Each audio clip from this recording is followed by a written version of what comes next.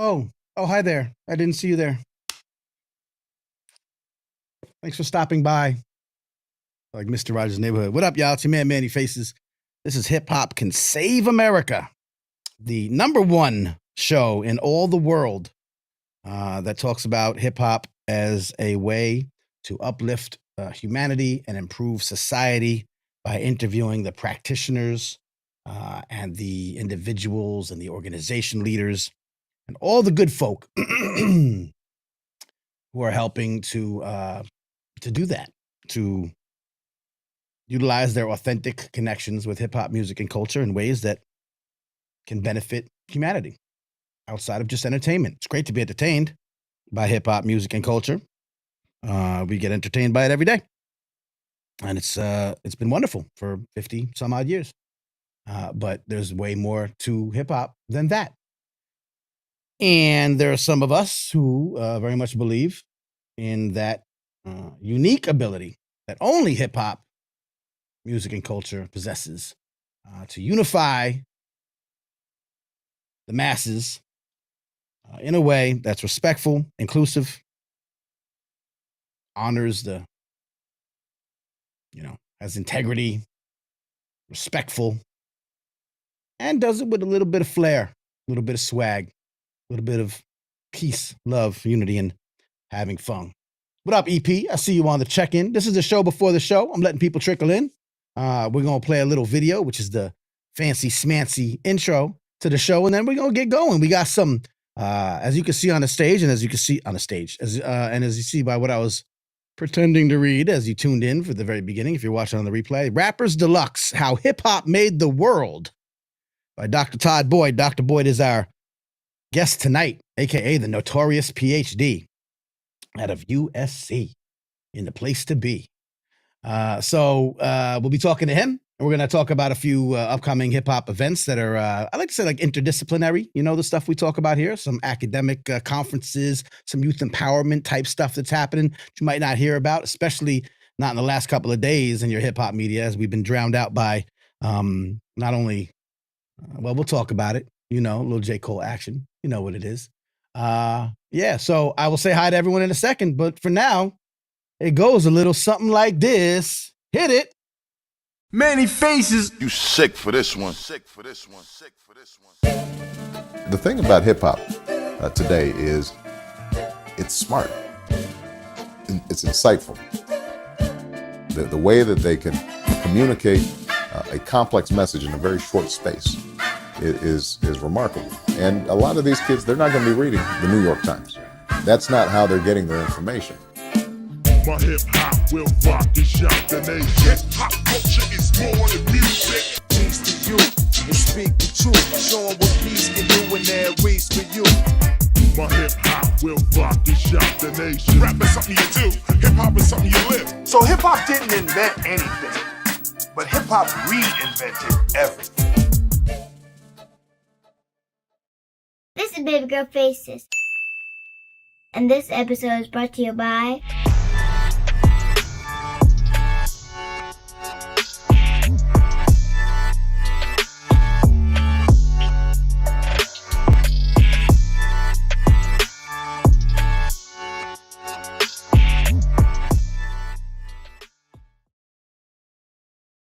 Whoa, get out of here. What's happening? You can't see that yet. One day I'll get it all right. We're getting there. So, man, you mellow Manny Faces. Peace and love. Always get this way right when we start. Right when we start. Horrible. A lot of things to talk about tonight. Once again, our guest will be Dr. Todd Boyd, a.k.a. Known as the Notorious Ph.D. He's a scholar and a media commentator and a hip-hop intellectual, as it were, out at USC. He's written this book called Rappers Deluxe, How Hip-Hop Made the World. It's a very interesting book. Very, we'll talk about it. So we'll get into that. We'll talk about it with him directly. He'll be here, you know, at the 9:30 point, you know, around that time. Shouts out, people's. First of all, thanks to our sponsors. You can support this show, and I hope that you do. Woo-wee, do I hope that you do. We are at patreon.com/mannyfaces. It just helps. Now, what's cool about this, and I'll talk about it later. I don't want to get right into it. People are like, I don't want to hear you, shilling for money. It's fine. It's whatever. You can do it. You don't. But we have some cool new tiers. We have some merch happening now. We've got some new designs. I've got some things going on now to kind of make it to entice you a little bit, to make it worth your while to support this show, not just for me, not just for the love that I know you have for me and for this mission of Hip Hop Can Save America, but get something out of it. Get discounts and certain levels get free stuff and, that kind of stuff. So we'll talk about that in a little bit. Shouts to everybody who's on the check-in real quick. EP again in Paris. Paris? Well, I know you're in France. I don't know where in France. I was in France twice. I was in Lyon and I was in Paris. And I loved Lyon and I liked Paris. So there you go. Andrew Wang, of course, our super supporter. Oh, and thanks to members, supporters who are not on that video montage just yet. Patrick, Chris J on the check-in, and Adam K. So we do have some supporters who aren't there. What up, Bob Knutson on the check-in from Wisco, Wisconsin. Shouts to Ada Johnson, of course, the BPM, beats per minute, as one might say, BPM podcast, now in its second season. So shouts to you. Andrew Wang reminding us, of course, we wouldn't let it pass. I was going to mention it. It's on my list. Look, it says right here. Look, right here. DMX. The late, great DMX passed away. Anniversary is tomorrow up in Yonkers, where of course Andrew Wang resides and advocates for the Yonkers hip hop scene. Did a wonderful tribute over the weekend to the late great Earl Simmons, DMX, who passed away on tomorrow, the anniversary of his death tomorrow.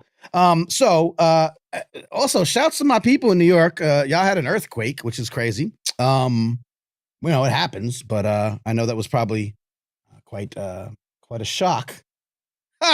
See what I did there? And I'm glad no one got hurt. Nothing got damaged. Pretty wild.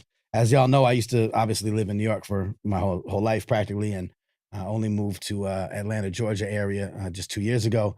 I was telling my peoples, I was like, I would say, it's glad I moved. But 2 days before y'all earthquake, we had a tornado touch down like 40 miles from here, which 40 miles may seem like a lot, but in tornado language, it really isn't. The other earthquake, of course, that everyone felt together was located at the epicenter of Dreamville. So a little J. Cole activity happening in the hip hop sphere. I don't get into this stuff. I don't like to get into the everyday. There's plenty of places for that.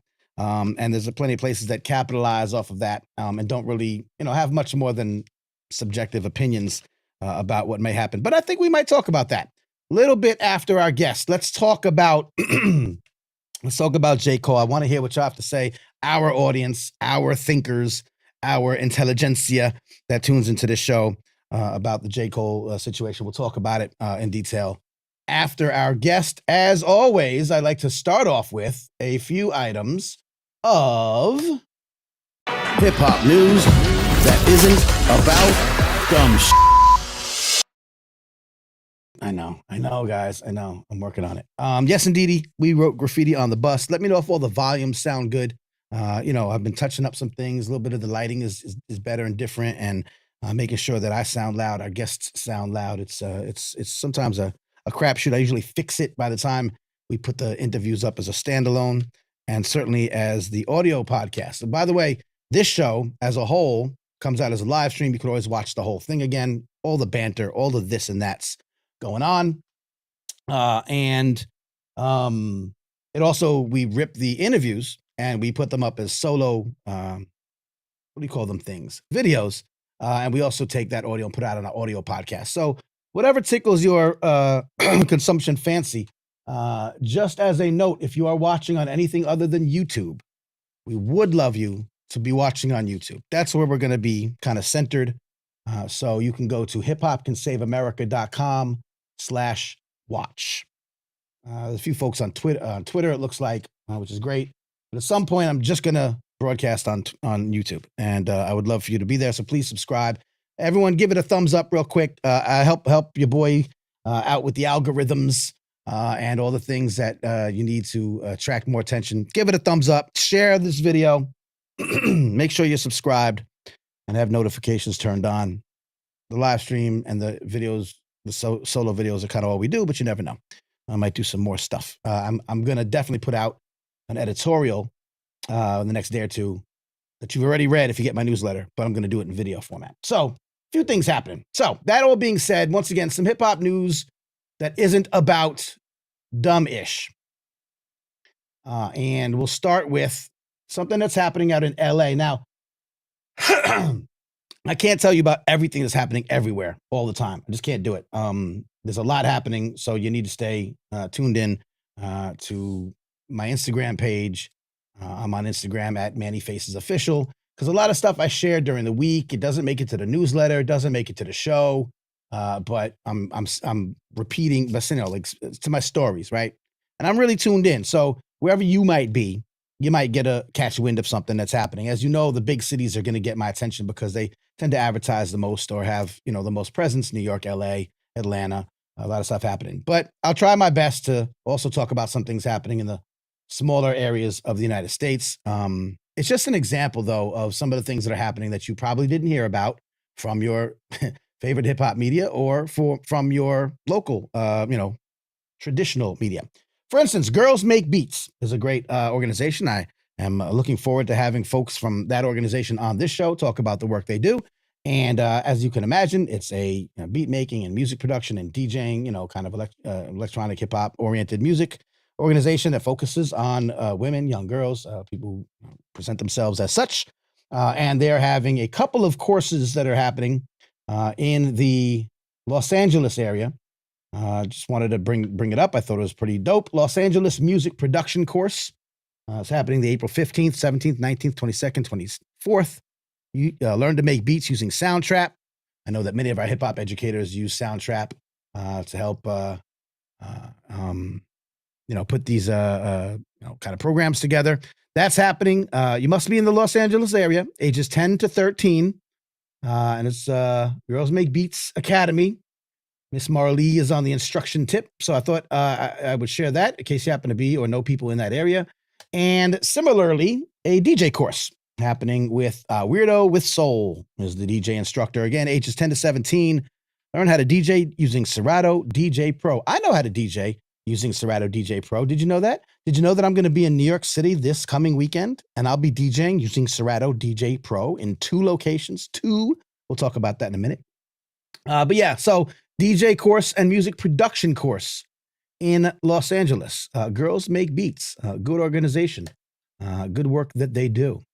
And let's see. Oh yeah, I just mentioned that.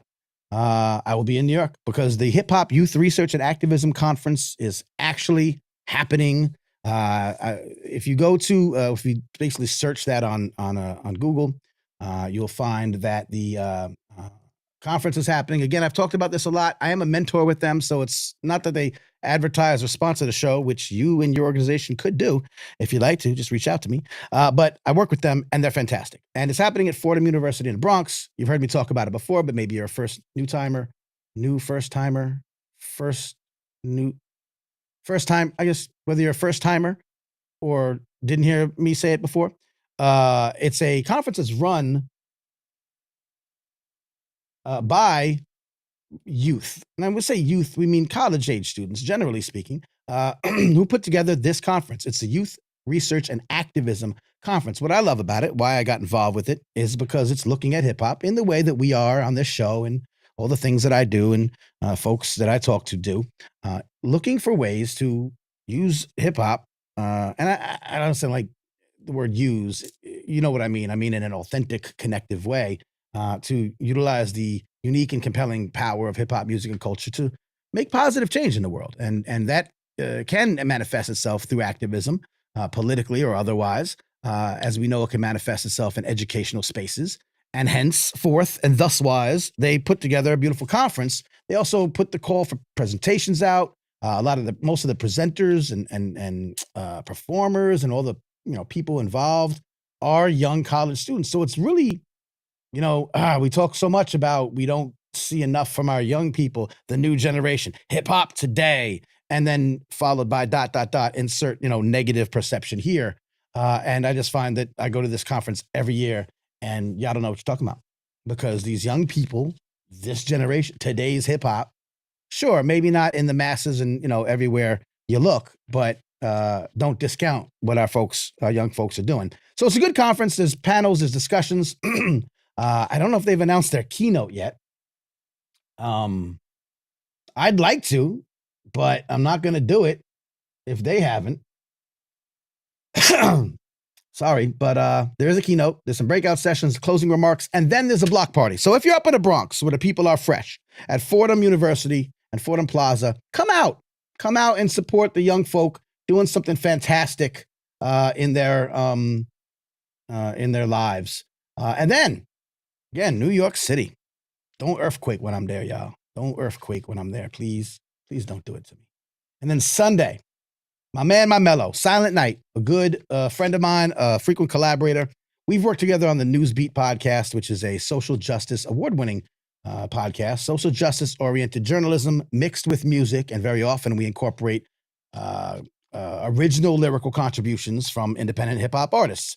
SK, Silent Night, is one of our artists in residence. Also shouts to Liquid, shouts to a lot of other contributors who have contributed to the podcast, folks like Rebel Diaz, Rabbi Darkside, Osiris Anthem, just a slew of other folks who have been featured as featured artists. But SK has worked with me on that. Through that connection, through that podcast, the social justice work we did, he teamed up with the Innocence Project, become one of their artists. They have artist ambassadors. Now, the Innocence Project, I hope you know, is a great organization that helps fight for the exoneration of folks in prison, incarcerated folks who shouldn't be there. There's a lot of, obviously, folks that have been incarcerated unfairly, improperly, unjustly, and that organization fights to get them exonerated and released, and in many cases receive compensation. So it's just a beautiful relationship we have professionally. He's a good friend of mine, so we're also, very cool personally. Not only that, he's the front man of the band called Fuse, which has been a great rock, soul, hip hop, jazz, funk fusion band that's rocked out of the New York City, New Jersey region for many, many years. Put out albums and concerts and all kind of stuff. And I'm the band DJ, so I'm in a band, and they're my band, and sometimes we do stuff together. We used to do it when I was up there. But he is, first and foremost, I think you'd say, a very, very, very, very dope solo artist who released a new album called Restoration Volume 3. And he will be, now that album is currently available on Spotify. It's also on Bandcamp. If you go to silentnight.bandcamp.com, you can purchase it from him. I suggest you take a listen to it. We don't talk about artists here. Don't send me a demo. Don't send me your new release. I don't do that. We don't do that here. But you got to give credit to a guy that's, doing social justice podcasts. He's working with the Innocence Project, and then he drops a dope album. So people like that, artists like that, we will big up, especially if we're cool. So wanted to point that out. We'll be at Secret Pour. Secret Pour is in Brooklyn. Sounds like a secret, like you don't know where it is. But if you Google it, you find out it's 1114 DeKalb. So, it's not a secret, but it's called Secret Pour. I wonder if they have a Secret Pour. Shouts to my man who runs that joint, Roberto, and of course, the Supreme Bars monthly lyrical showdown that happens in New York City as well. Anyway, those two places are where I'll be, but I'm not just bigging myself up. These are wonderful places to be and to know about if you're in Nueva York this coming weekend. So more information about that. And I want to also shout out our peoples at Harvard, the 8th annual Can't Stop Hip Hop Conference, May 3rd and 4th at the Harvard Graduate School of Education, can'tstophiphop.org. Presentations, academic, but also mixed with flavor, young people, performances, usually some high school attendance. There's college students there. It gets loud. It gets turned up. Justice Lopez is handling a lot of it up there. Shouts to Aisha Upchurch, who was the originator of this great conference. And I big these conferences up. I love to talk about, I've said this a lot of times, but I'm just catching New Ears and eyes every week. So I want to make sure everyone knows these academic conferences aren't like stuffy and fuddy-duddy. They're a wonderful consortium of, that's a good word, consortium. There's a wonderful consortium, a coming together, a coalescing, if you will, of young people, older people, academics, but cool-ass academics. Some like traditional, classical, kind of traditional academic attention as well, but also audience members, local artists, local people, teaching artists, all in one space. These hip hop academic conferences aren't just for academics, and they shouldn't be. They shouldn't be, and if they are, they need to change. So I like to tell you about them, of course, as much as I can, especially the dope ones. They're all dope. You can find out information about this sort of stuff if you subscribe to my free newsletter. Man, I do a lot of work for y'all. A lot of work. Put one out just today. If you get these and didn't see it, I sent it at like 5 a.m. It probably wasn't a great idea. It probably got lost in your early morning onslaught of wherever you get your emails. But you see the address on stage. I keep saying on stage. On screen, mannyfaces.substack.com. Again, just like I said, this is the #1 show for, that talks about hip hop being used as a way to uplift humanity and improve society. This is the #1 pot. And I say that because nobody else really does it. This is the #1 newsletter for the same thing. I call it Words I Manifest. Get it? It sounds like this. Take heed to the words that I manifest. Words that I manifest. Words that I manifest. It's also the only newsletter that has its own little theme song drop. Check it out. Go to mannyfaces.substack.com. You'll get this latest edition. If you haven't read it, it's got a controversial title. We might talk about this later on too. Hip hop doesn't need more balance in the mainstream. Wait a minute. Hold on. What? What did you say, Manny? Because we know everyone says it does. So there's an editorial in here. Shout out to my man Roberto, who said the group Clips should have played a clips of their song Clips during the eclipse. So I was there. In this wonderful newsletter, you will find, in this case, an editorial that I penned, and I'm not going to talk about it because I want you to either read it or wait till I do a video version of it. But you will also see these kinds of events. So the ones I just talked about, several more, and very often I didn't do it in this episode edition. What do you want to call it? You'll find a long list of hip hop news that isn't about dumb-ish that I've culled and personally hand curated for y'all. So again, another opportunity to learn about this stuff. I'll run through a couple more. We are waiting for our guest, who should arrive right close to the 9:30 hour. Again, Dr. Todd Boyd. How do I take this off? Okay. Todd Boyd, aka Notorious Ph.D., Rappers Deluxe, How Hip Hop Made the World. It's a beautiful tomb. It's beautiful. It looks good. There's pictures, there's writing. There's all kind of, a curse word. Family show. It's beautifully done, and it's arranged and written in an interesting way, and we're going to talk about that. So until then, how y'all doing out there? Y'all still messing with me? Andrew Wang would like to have gone, but it's also Yonkers Arts Weekend, so shouts again to Yonkers. All y'all cities should have somebody that rides or dies as much as Andrew Wang does for Yonkers. That's the truth. Y'all missing out. So check out Yonkers Arts Week if you're near Yonkers, but also come down to the Bronx and see me at Fordham on Saturday, and also see me in Brooklyn on Sunday. That being said, there's a couple more interesting items. There's an MF Doom biography coming out. Of course, MF Doom, the eclectic underground, right? I guess MC, had a very interesting storied history through hip hop, through his years, throughout the years, changing names, changing styles, and passing away. Untimely death, of course. Well, they all are, I guess. But it's been revealed that a biography, The Chronicles of Doom, gets a cover and a release date. This is what the cover looks like, which is pretty dope. Astra House Books is where it's coming out at. It's called MF Doom, The Chronicles of Doom. It's called The Chronicles of Doom, Unraveling Rap's Maxed Iconoclast. We'll say that 3 times fast. By S.H. Fernando, in honor of the 20th anniversary of Mad Villainy, which went on to become one of Stone Throw's best-selling albums and regarded as one of the greatest hip-hop albums of all time. The book is set to arrive on October 29th and can be pre-ordered now. So thought I'd point that out. That's interesting. A lot of folks find MF Doom to be quite an interesting character. And shouts to the late, great MF Doom. One or two more. This is up in Albany. Remember I said, Utica, Utica, New York. And I would imagine these folks get around a little bit. I know they were in Brooklyn. They're called the Frank White Experience, and they are basically a Biggie Smalls, a Notorious B.I.G. Tribute band. So it's a live band, and you've seen a lot of this. We've talked about this. You see a lot of folks now putting together live bands, rappers rapping with orchestras. Like Nas has done it, Jeezy's done it. I know Pharoah Monch did it. Rapping with orchestras. You also get now live bands that are doing tribute shows, just like you'd have like rock tribute bands throughout the years. Now you're getting a lot popping up from hip hop. So that's dope.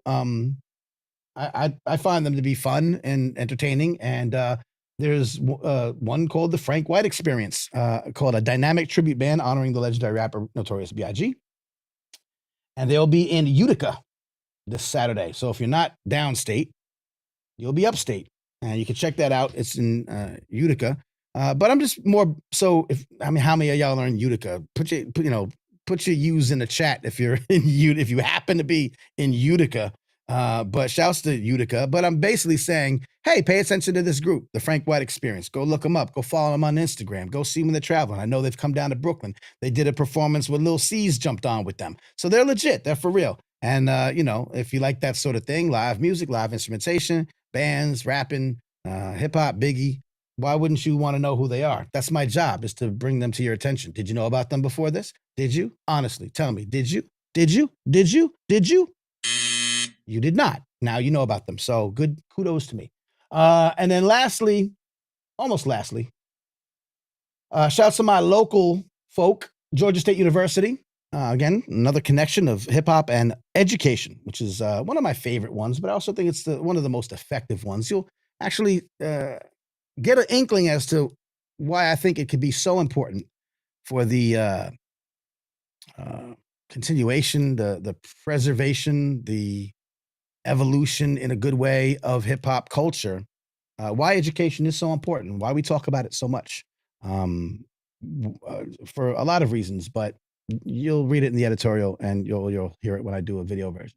But Georgia State University, the latest of a number of universities, higher education places that have launched a hip hop studies consortium. Did I use that word before? Or what I used before? Did I use consortium? Maybe that's why I used it. It was on my mind. For more than 50 years, hip hop has not just influenced music, but it's created an entire culture. Of course, that's why universities like Harvard and the University of California, Los Angeles have set up research institutes and initiatives centered around hip hop studies. Shouts to Harvard, who has a Nazir Jones hip hop fellowship. Good on you, Harvard, for having that. Anyway, these universities hope to bring hip hop artists and scholars together to share their knowledge on the culture and learn from one another. Shouts to Lakita Burnett Bailey, a professor in the Africana Studies Department, who I know and I've met because I went to I did a presentation at one of their hip hop 50 events last year. But she's a professor in the Africana Studies Department at Georgia State. And this is what she says: the consortium is focused on the academic understanding of hip hop and its culture. She's been studying for many years, and again, chairing and running conferences, published books, and has curated, like it says here, the National Hip Hop Conference. So there's some research. They're gonna, as she says, with us being in Atlanta, which has been deemed a hip hop mecca, it's essential that we have this consortium. That's why I use the word all night, consortium. It's a great word. One aspect is the hip hop fellowship program. The program invites artists, scholars, and those involved in hip hop studies to visit Georgia State for at least a week. The fellow will give public lectures, visit classrooms, and meet with Georgia State faculty involved in hip hop studies. Burnett Bailey says, we hope to invite 2 people per year for this hip hop fellowship program. We also hope one of those people is an artist or activist from Atlanta. Ooh, I live in Atlanta now. Hey, maybe I could be one of them. We'll see. And anyway, in any case, the first time fellows, hip hop artist, activist, and poet Akua Naru, who was super dope. I encountered her in France when I visited a few years ago, and I believe that she was also a hip hop fellow, Nazir Jones hip hop fellow, up at the Harvard Hutchins Center.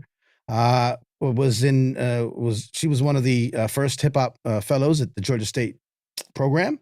And Emil YX, another homie, the South African hip hop advocate who Heal the Hood and written books, and he's just a very dope dude. He's lined up for this show. We're gonna have him. We just haven't gotten to it just yet. He actually is back and forth between the states as well, so we'll get him soon. But yeah, shouts to both of those folks, and shouts to Professor Bonnet Bailey and the Georgia State Hip Hop Studies Consortium. With that, I will lastly want to say I was hit up tonight on some other business by our good friend James from the EO Dub, the End of the Week family. Again, long-standing institution in New York City, MC challenge and showcase that went on for many, many, many, many years. One of our good brethren in that scene, Vice Versus, who passed away a few years back. They have set up in his memory a foundation that's in recent years done some good work, given some scholarships, some money to young folk who are value doing work in the community or doing work in hip hop. And he reached out to tell me that another member of that community passed away. So I didn't know this brother, but family of family is family. So just rest in peace, rest in power to Shamal Davis, aka Shimey. Shimey, I believe, is how you pronounce his name. Skateboarder, producer, a good dude, and a friend of the scene. And so I just wanted to show love as I know that the EO Dub fam would do for any of the folks that have been part of that worldwide. By the way, End of the Week is a worldwide hip hop situation. So, what do y'all think, y'all? Shouts to Natalie Crew in the chat. Shouts to Andrew Wang. Yeah, Hip Hop Congress, right? Of course, Emil's down with that as well. Shouts to the Hip Hop Congress chapter out here in Atlanta that's been recently kind of formed and burgeoning and blossoming. Shouts to Dr. Kelly Glow. They had me at a panel discussion on the intersection of hip hop and social justice a few weeks ago, and that was pretty dope. And I love what they're doing. So if you're in the Atlanta area, keep an eye out for their events. And that's it. Natalie says she's going to miss me by a few days. You're going to be in New York, and I'm going to be in New York, and we're not going to cross paths. This is the worst news. This is worse than the earthquake. All right. You disappoint me, Natalie, as always. You're the worst person in the world. But anyway, thanks to everyone else who's been bearing with me as I rattle through some hip hop news. It isn't about dumb-ish. Let's go on, as I promised, without any further ado, because I see him in the green room. We talked about this, Dr. Todd Boyd, this fantastic, well-crafted and, well put together tomb that I've had delivered. Rappers Deluxe, How Hip Hop Made the World. I've given him given y'all a little preamble as to who he is, but let's get him on here and we'll talk to him ourselves. Dr. Todd Boyd. Good evening, sir. Hello, how are you? I'm doing well. How are you? I'm good. Good. Good is good. I'm glad you're good. And I thank you for your time and for making some time for us tonight here on Hip Hop Can Save America. Why don't you, if you could, sir, please, I could just read your bio. I've given a little bit of, preamble to who you are and what you do. But sometimes what we do today isn't what was on the bio yesterday. If you could kindly present yourself as you prefer to be presented to the world, to our audience. Dr. Todd Boyd, often known as Notorious Ph.D., amongst other things, and happy to be here with you this evening. Thank you very much. I appreciate your time. This book, which I've enjoyed on several levels, and I've told people a little bit about it, but as well, let's try to get into it. I'm going to start at the now, kind of where we're at, then maybe we'll go a little bit way back and see how we got here. If you could, this book is recently released. Again, it's called Rappers Deluxe, How Hip Hop Made the World. If you could, the short synopsis of the book, what it's about as you intended it to be received. Well, the book is a, let's say, 50-year history of hip hop as a cultural movement, and specifically looking at not only the music, but hip hop's connection to film, to sports, to art, politics, language, fashion. It's the cultural movement, as I suggest. And we look at it from the very beginning to the present, covering half a century and talking about so many things in a way that people don't often talk about hip hop, but demonstrating how hip hop came to be, but also how it has influenced so many other things. Right. Right, the cultural movement, as we talk about often. I mean, it's kind of, I don't know how much you know about what we do here, but that's sort of our role, is to remind and advocate for the idea that hip hop is more than music. It is a cultural movement, and it's something that's really unique in its as a remix culture, right? Something that's taken from so many different elements, created so many new things. I think that's a lot of what you get into in the book, which is divided into basically chapters based on decades, Yes. but has these tie-ins, this idea of a remix culture, right?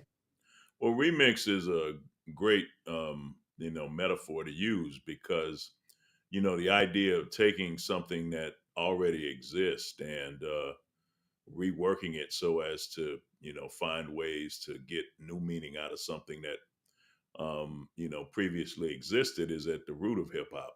When you talk about remixing and sampling, hip hop was, of course, music that didn't necessarily start with a live band, creating original tunes, but instead took pre-existing music and created something new out of what had already been recorded. And so it's remix in that sense. But also, if you use remix as a metaphor for what hip hop has done to American culture, Mhm. what it's done to American history, what it's done to other areas, such as I mentioned, film and fashion and art. When we talk about how hip hop has taken all of these areas and kind of reshaped it, reformatted it, um, you know, put it into a context that previously didn't exist, and in this way created something new and fresh. And so, remix is such a powerful metaphor because ultimately that's what hip hop has done to American culture and society, and perhaps we could even say global society. Yeah, I agree to some extent, certainly global. I'd like to explore a couple of the connections that you make. Again, it's not so. This isn't the can't stop, won't stop type of book, which goes through the step by step organization and history of everything that happened.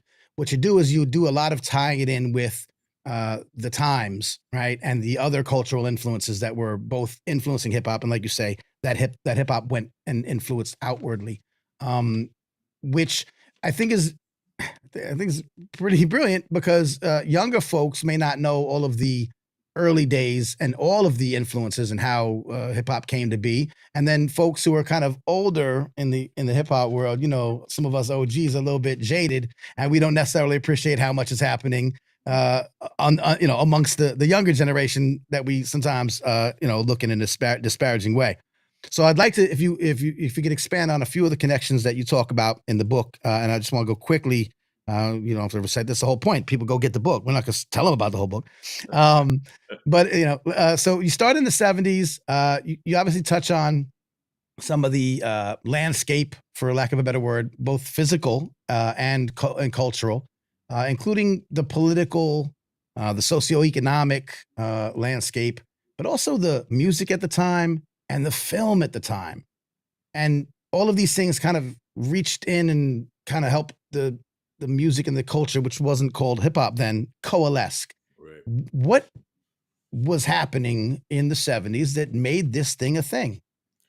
Well, there's a very well-known origin story to hip hop now. People reference, DJ Cool Herc and the party, in the Bronx in August of 1973. Sure. And so what I did when I was doing the research for the book was went and looked up what was going on at the box office in terms of Hollywood during that same time.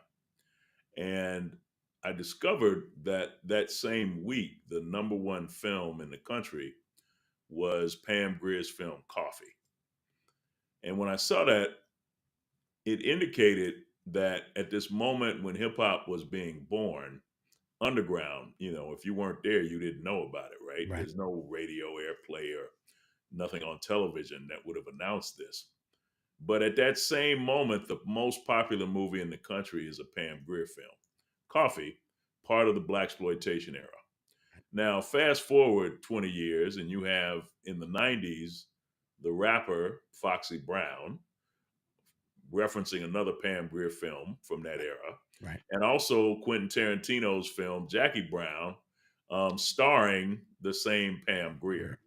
Black exploitation, of course, was hugely influential on hip hop, and that was what was current at the moment hip hop was born.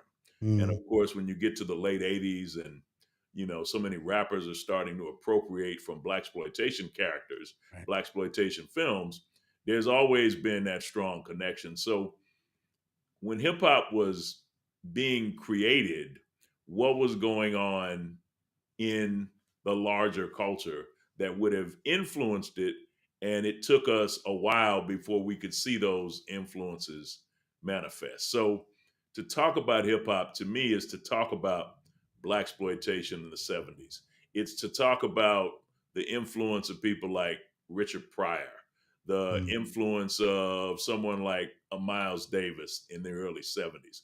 People don't often make these direct connections, but the connections over time become quite apparent. We also talk about what's happening in New York, what's going on in the South Bronx, what's happening politically, right? This is the era, of course, when New York, very different than the way people think about it now.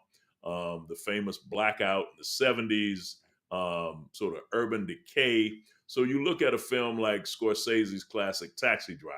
mm, Most people, when they think about Taxi Driver, Scorsese, don't think about hip hop.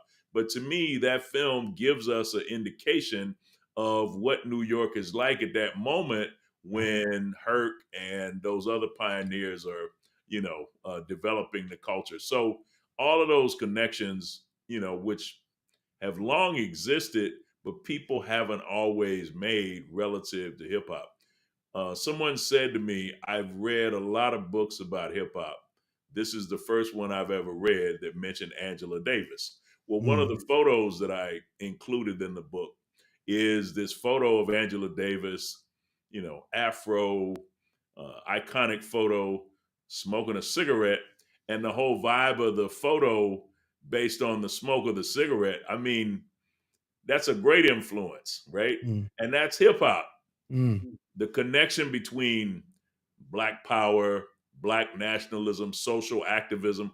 Again, all of these things will come up in various ways in the future for hip hop. But what I was showing in that first chapter, which honestly for me was the most enjoyable chapter to write because I got a chance to relive all that culture from that era. Right.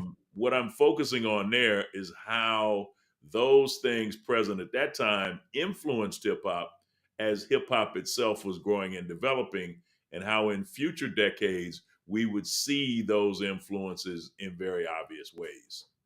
Yep, I get it 100%. My my dad, and shouts to the educators that are watching and part of, often part of the audience, yourself included. My dad was a distinguished professor of sociology, was taught at SUNY Old Westbury on Long Island, and he was very, kind of ahead of the times when it comes to, he was woke before it was a thing.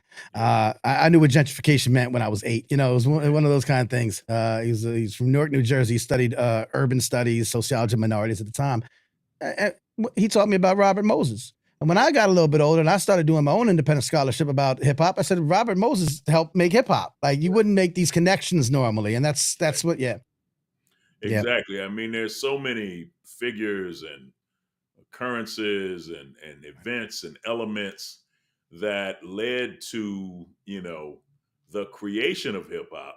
And if you study going forward, as I do in subsequent chapters, right, you'll see those things manifest. You'll see yeah, them represent themselves, and they're all part of that fabric. In the same way that I'm born in the 60s, grew up in the 70s, right? yeah, I'm a child of the 70s. All of those influences, all those black exploitation movies, Richard Pryor albums, the fashion of the cats coming back home from Vietnam, which I talk about. To me, that's the beginning of, streetwear. Guys wearing those jackets that they got in Vietnam, but they're back home, walking the streets of America, right, stylistically speaking. So there's so many examples that happened at that time that led to the culture as it blew up in future decades. So pointing those Yeah. kind of things out to me was a lot of fun. And hopefully when people check out the book, they'll see things that connect to hip hop that they probably don't even imagine. Yeah, so I'm just some of the points you've already brought up is, would be things that, it's very easy to tie in the musical lineage, and talk about the diasporic, origins of, you know, griots and, and talking Yeah. and speaking and Yeah. drum circles and all those things. We talk about that and we hear about that a lot. But these specifics, the gang culture in New York City, we hear about these things, but these are some angles that we spend less time on. That's what I appreciated about this. Move forward a little bit. Um, these things continue, but they evolve, they morph. So when you talked about streetwear, for example, 80s, a little bit more of a fashion sense was working into the culture.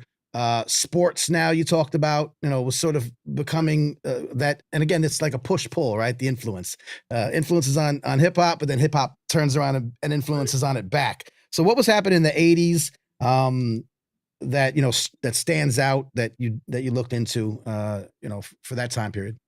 I mean, one of the photos, and I should point out, this is, image and text. Yeah, I mentioned earlier. I think it's beautifully shot. There's so many great photos in there, iconic ones and ones we've never seen before. It's a great collection of visually as well. Thank you. You know, it was again a lot of fun curating the images, which I did, and then writing the text. Right. And so the stories in the book are visual, but they're also textual. We have this one photo in the book of Ronald Reagan in 1980 campaigning in the Bronx. And, the South Bronx was, thought to be kind of ground zero for urban decay. And here's Reagan, and behind him, there's the word decay, Another bit, yeah. on the wall. Right. I mean, and you consider Reaganomics and the negative impact that the election of Ronald Reagan in 1980 had on the development of hip hop throughout the era. This is Yeah. also the era of crack cocaine, the Right. beginning of the crack cocaine epidemic, the impact that this had on hip hop. A film like Scarface, which I call the canonical text of hip hop. In the 80s, that film became much more than a movie for people who saw it and who embraced it and who did their own interpretation of it. I often like to say, if you look closely at Scarface, it's a cautionary tale. Like, you don't want to end up like Tony Montana. Right. So many people misread that film, but it's right there if you look at it the right Sure. way. Sure. But hip hop is still, at this time, I would say, in its infancy. It's growing, but it's not what it will become. And so to talk about a Grandmaster Flash and the Furious Five, but specifically Melly Mel and Duke Booty on The Message doing this critique of Reagan's America, right? Right. I mentioned Gil Scott Heron, not a rapper, but certainly an influence in what he does on his track B Movie, right? Mm. And all of this is happening at the time when, for instance, MTV won't play videos by Black artists, and they're being criticized by David Bowie and Rick James. But by the end of the decade, you have the emergence of Yo MTV Raps, which becomes one of its most influential shows and helps to spread the music to people outside of urban America. And you also have, LL rocking Air Jordans. This is the emergence of Michael Right. Jordan, his sneakers, the whole sneaker culture that develops. There's so many things in that era that are foundational. But I also talk about, this early period, which I remember vividly. There's not a lot of music to listen to. So you get, trash like Rapping Rodney or, you Right. know, Biggie Smalls says Rapping Duke. A lot of people think that's just a line in the song. I literally remember Rapping Duke, Right. this cat who's trying to imitate John John Wayne. And Wayne. Yeah. John Wayne was foul. Like, Yeah. John Wayne was not cool by any stretch of the imagination. So Right. we go into some of that in the book as well, covering that era when hip hop's not brand new, but it's not what it will become. Jean-Michel Basquiat, the great artist, I mean, his era in art is really the 1980s. And then, of course, in future decades, we will see rappers, flexing by dropping lyrics about like having Basquiat in their collection. Right. Nobody envisioned this back in the 80s, but that's what came to be. So this is a very pivotal time. When you get to the late 80s, you're entering into the golden age of hip hop. But Sure. at the beginning of the decade, things, worked a bit differently. I hear you. I remember, I'm close to your age. You may have a couple years on me, but same thing. I remember, having to be up, stay up Friday and Saturday nights from 10 p.m. to 2 a.m. and WBLS and Kiss FM in New York. The only places you could hear rap, maybe a college radio station if you were lucky to get a signal. And that was how you got it. But meanwhile, the culture was swirling all around you. It was different, yet it hadn't quite exploded into what we would call the mainstream back then. Right. Yeah, you grew up in Detroit, is that right? Yes, yes. Yeah, yeah. So similar, I guess in some ways to New York City at the time. We were in Long Island, so we were a half step behind. Y'all probably were a full step behind out in the D. Um, I don't know if we were a full step. I like to think Detroit's the center of culture. So, I understand that. we wouldn't be having this conversation were it not for Motown Records. So to me, that's always where this thing starts. You know I what? feel you. That's a valid point. That's a valid point. We'll have, and then don't let other cities come check in. Be quiet in the chat. I don't want to hear about it. You mentioned in another interview, and this is one of the thing. Now, I'm young. I'm hanging out. We're listening to Red Alert and Marley Marl on Friday and Saturday. We're getting into it late '80s. It's really starting to become a part of our routine, our lives. I'm fortunate enough to grow up around folks who are into this music or into that community from just where I lived and grew up. You mentioned in another interview I was checking you out. You mentioned "Do the Right Thing" as a really kind of a milestone or a pivotal thing for maybe for you, but certainly for the touch points of the culture, and it was for me. It was really that kind of it made an impression on me. What was Why'd you mention that one? Why'd you feel so strongly about that moment in time? Well, I was in college in the early '80s, so part of the sort of story has to do with being in college when Thriller, Michael Jackson's Mm, Thriller, and Prince's 1999 came out, and yeah, so everybody was listening to one or both of those records, right? But as I say, I'm Melly Mel and Duke Booty. I'm Soul Sonic Force. I'm DMC. You know what I'm I saying? got you. It's like I'm not trying to be like everybody else, right? Right. That's what I want to hear. So, but there's not a lot to choose from at the time. It's Sure. coming, but it hadn't gotten there yet. By the late 80s, when I'm in graduate school, it's a bit of a different story. Mm, And so, Spike had come out in 1986, Spike Lee. She's Got to Have It. Spike's very influential in helping to create the Jordan persona around the sneakers because of the commercials for the Air Jordans. He right. appears in them. And here's this film, Do the Right Thing, that comes out in 1989, and it incites all of this controversy. I mean, film critics are freaking out. They're saying there's going to be, riots in the theater and, Right. all this nonsense. Yep. And so I go see the film. I'm in Chicago, and I go see the film that summer. And interestingly enough, Barack and Michelle Obama would later tell the story that this was their first date going to see the Mm, film in Chicago, right? So I yeah. go to see the film in Chicago, and I'm sitting there, and I'm in graduate school. When I started graduate school, my thing was jazz and film. I was jazz head, I wanted to do something with all that. Right. But it's like I had a calling because I was hip hop. That's my culture. I grew up in the culture, right? So as I'm sitting there, I realized watching Do the Right Thing that the culture was blowing up and somebody was going to have to be able to explain this. And Mm, I knew based on my own experiences that I could be that person. And so at that moment, that film gave me a purpose. I'm going to use all the interest and controversy around this film to develop some ideas that extend far beyond the film because at the root of it is hip hop. Hip hop, you know, social justice. right. I mean, Public Enemy, my guy Chuck D's hot. Right.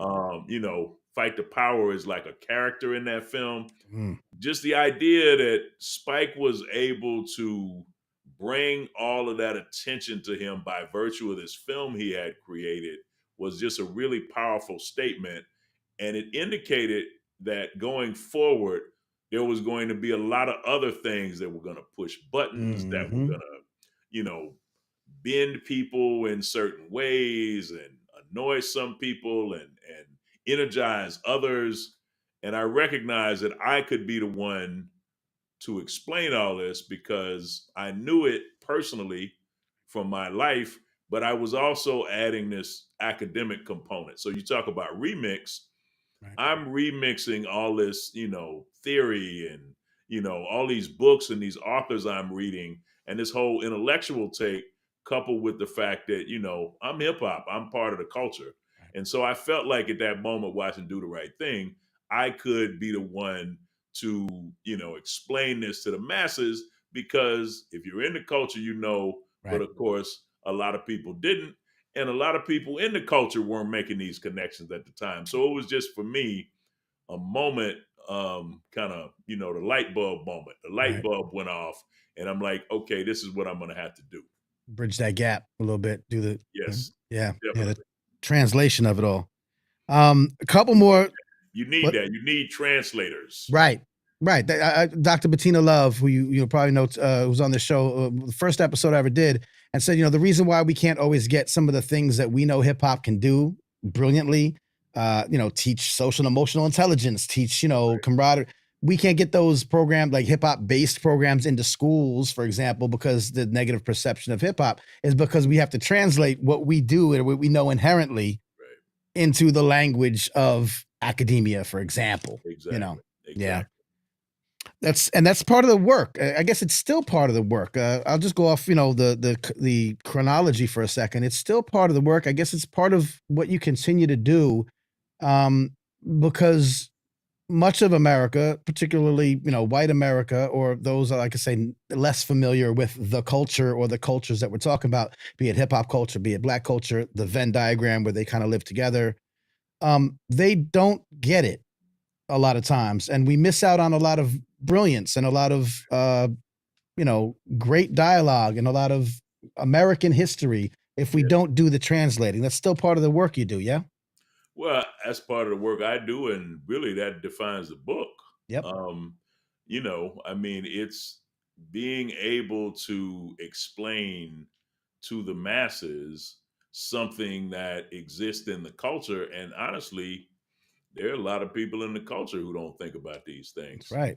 They Yep. might be in the culture, but they don't make these connections. So a lot of times it's about explaining to people this is what's going on. Some of those people may be in the culture and have some idea. You don't have to explain as many references, but you still have to explain the context. And Right. other people, you have to explain the context and the references. My motivation was from the beginning, like I need to be in the right location to be able to do this, right? Hmm. So it's like if I'm in Detroit and I'm Todd and I'm saying, some really brilliant things, who's going to listen to me? But Right. if I'm Dr. Boyd, I'm going to have a bigger audience. Right. You know, Doctor has done some of the work for me, right? So it's like I need to be in a place where I can have the most influence.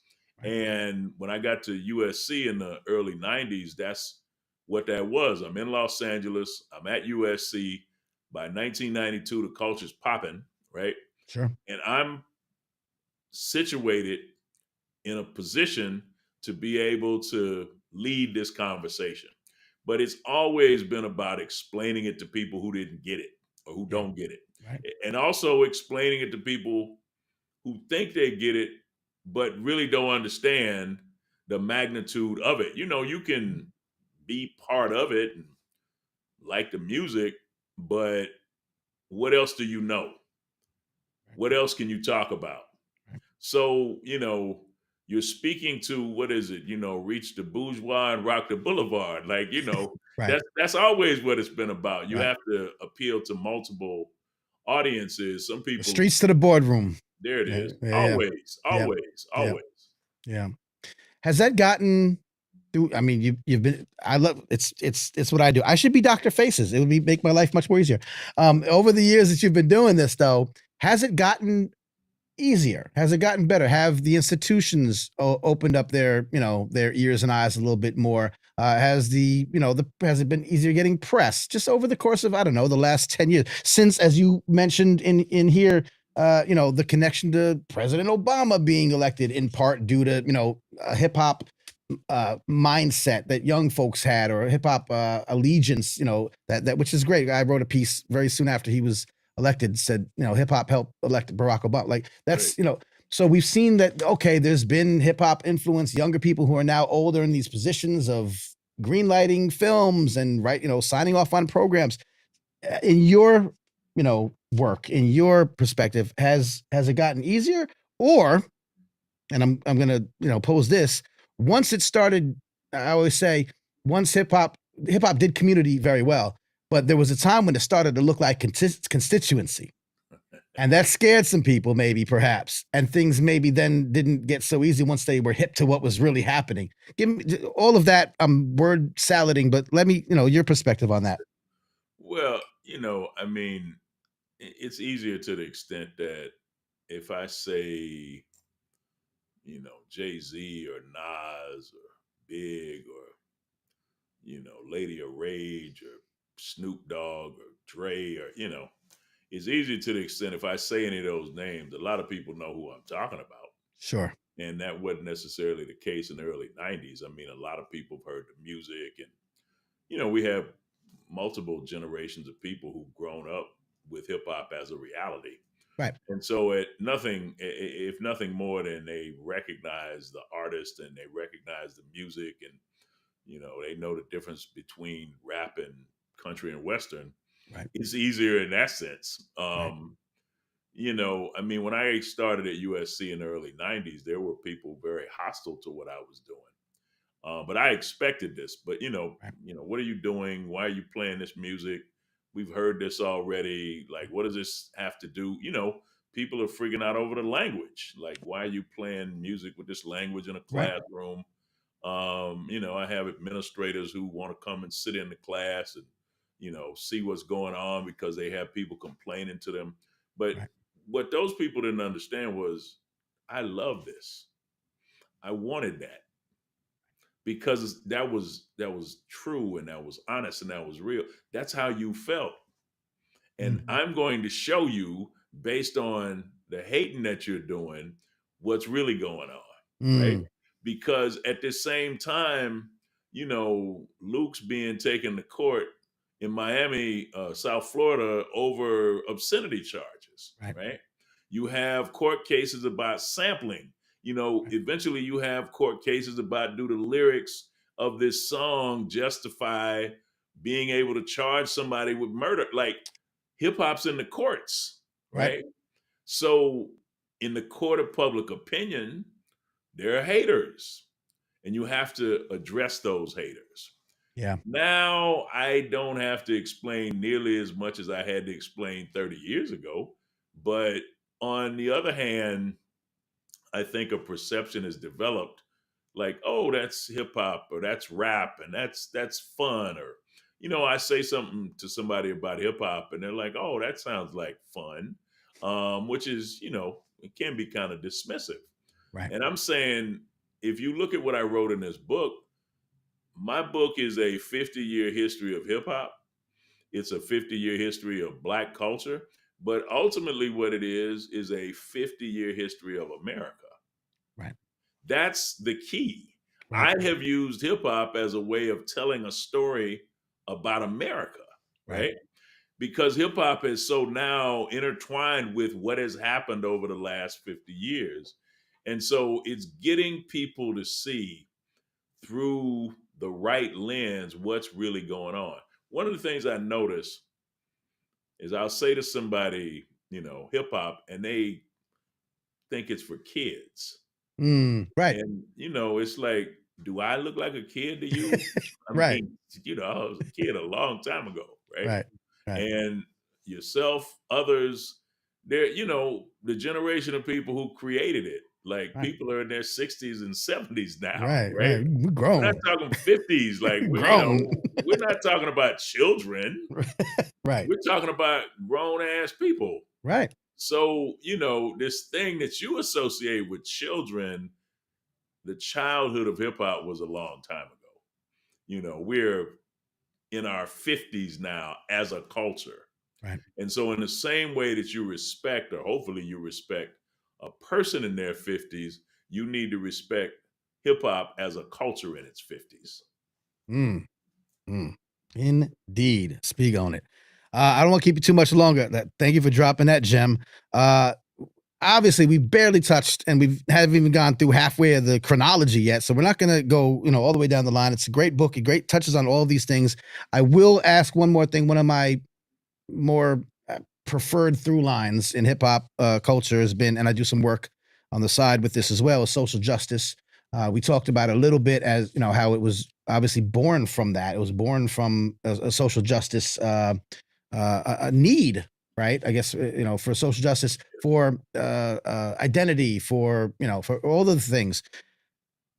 One of the things that you say, folks, when you talk about hip hop, they think it's just for kids. One of the things I find in today's time is that they also often, similarly, would reject the notion that hip hop still has that, fight the power in it, right? That was Right. then we stopped. Oh, I remember KRS One and Public Enemy. That doesn't happen anymore. And I'm one of the ones, and people that we talk to here, and the work you're doing, even in this book, it exemplifies the fact that no, it's still happening. It's happening differently. It's evolved. Right. You touch upon it in the 2010s. When we talk about the Black Lives Matter movement, you talk about Kaepernick. These are all still. It's all still hip hop. It's all hip hop. Right. So, to the naysayers, or to the folks who don't think that hip hop has that counterculture ability anymore, what do you say when that comes up in the conversation? Well, hip hop, I feel, has always dictated what was going on, but it also responded to what was going on. Mm, And so you can't expect hip hop to be the same from decade to decade because the circumstances surrounding it are not the same. makes So sense to what me. happened in the 80s, what happened in the 90s, what happened in the 2000s, that's history, right? And hip hop, helped elect a president, helped elect the nation's first and only black president, right? That Not happened. not the guy with the saxophone. He didn't count. Okay.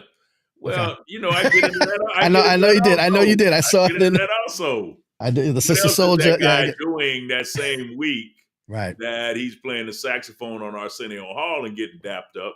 He's Right. also going after Sister Soldier and saying her lyrics are like the Klan. Right. So the real first black president, Right. Clinton was fine in 92 because there was nothing else. Over Right. time, Right. you look back on it and it looks a little different. But Yeah. I think the point is hip hop, you know, rises to the challenge. But again, using the metaphor I used previously, if you're in your 50s and you're doing the same thing you were doing in your 20s, you haven't made any progress. So Right. we can't expect that hip hop is going to be the same from decade to decade because the circumstances change. When I get to the end of the book, you know, this arc, I'm talking about, Nas, he's not in Queensbridge Projects rapping. He's rapping at the Kennedy Center with the National Symphony Orchestra. Kendrick Lamar's winning a Pulitzer Prize. Jay and Beyonce are doing a Tiffany's ad with a Basquiat painting in the commercial, right? I mean, there are all these things that have transpired. Pharrell is the creative director at Louis Vuitton, Right. right? That was not happening in the 80s and 90s. Right. So I think in that same way, the fuel behind hip hop has always been counterculture. It's always been socially and politically conscious. And at the same time, there's some rappers, some people in the culture who go a different direction. We're seeing that now. Like Right. all of this is part of that evolution, right? Yeah. So I think throughout Black Lives Matter, Colin Kaepernick, hip hop was right there. But at the same time, hip hop is also, in many cases now, endorsing Trump. Trump's name was always popular in hip hop. Some rappers, I should say, are endorsing Trump. Not hip hop's endorsing Trump, Right. but some rappers are endorsing Trump, to be clear, right? Yes. Right. But that's part of it. Right. Maybe you don't want to see that, but that's part of it. Mm. And if you think about, was hip hop woke? Was it always Democratic? Was it Republican? Was it libertarian? Like, Mm. you had all those strands mixed Right. up in it. Right. And so I think now what you see is a representation of what's always been there. Hip hop has never been one thing. Right. It's never been Sure. monolithic. And so I think to appreciate the magnitude of the culture, you recognize that there are moments when, and it may just be a lyric, right? So for instance, I mentioned this in the book. People think about, oh, this person's a conscious rapper, what have you. I remember right after 9/11, Jay-Z says, Bin Laden been happening in Manhattan. Crack was anthrax back then, back when police was Al Qaeda to black men. When people think about Jay-Z, they don't think about a conscious rapper. That's one of the Right. coldest lines I've ever Right. heard on that issue. Hip hop was about speaking truth to power. Right. Hip hop was about authenticity, the real. And so what you got in that verse, in that bar, was a street cat. I mean, I grew up around conscious street cats. Right. For They're in sure. the street, but they weren't dumb. They For knew what sure. was going on. Right. And what you were going to hear from them might be more enlightening than what you would hear from somebody who had a title or a degree or a position. Malcolm Absolutely. was a street cat. Absolutely. And Right. Malcolm, to me, has always been Malcolm X, the spiritual leader of this movement, right? Okay. So sometimes things come from places you don't expect. And so there's always, I think, been that level of consciousness. And it just happens to be applied in different ways by different people relative to the circumstances. But we have to think about it in terms of how hip hop has evolved as opposed to expecting it to look like it did in a previous time when you consider we've moved beyond that. I agree wholeheartedly. I like to say sometimes it's we often try to keep something in a box that's by its very nature not supposed to be in a box. Right. It's never been in a box. It's never going to be in a box. That being said, we'll wrap with this again. Rappers Deluxe: How Hip Hop Made the World. Andrew, my man Andrew Wang says it looks like the Hip Hop Commandments. It's such a beautifully designed book and has, like I said, very visually pleasing. It's a mix of great work. I'm gonna use that, man. The hip hop commandments. I like that. I like that. So it's it looks like a tablet from delivered from on high.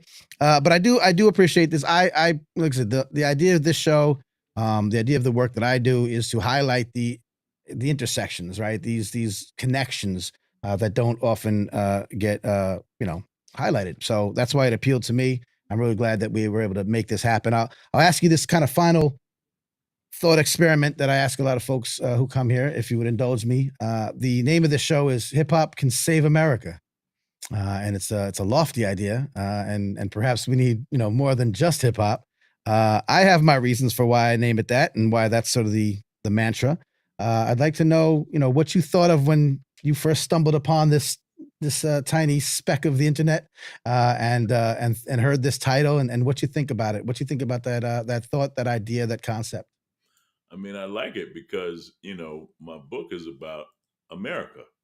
Um, you know, and so to talk about saving America, I mean, America certainly needs saving. Right.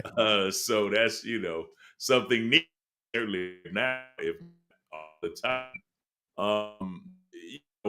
To me, I've always been interested in this notion of America. What does it mean? Who does it Mm, apply to? Who is an mm, American? What we consider American, right? Hip hop is so uniquely American. A lot of people would hear that and get bent out of shape, but that's real because this culture was created in America by conditions in America, right?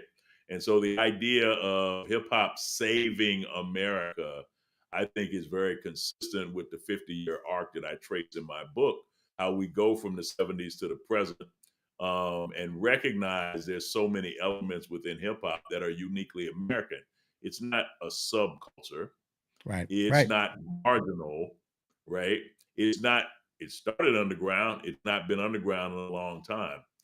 It's America, America writ large. So I like the title, and I think it complements, the work that I do in the book, and hopefully people will check it out and see this for themselves, while at the same time reminiscing, enjoying some of these connections, and being able to appreciate what it means for this as American culture explained through hip hop culture.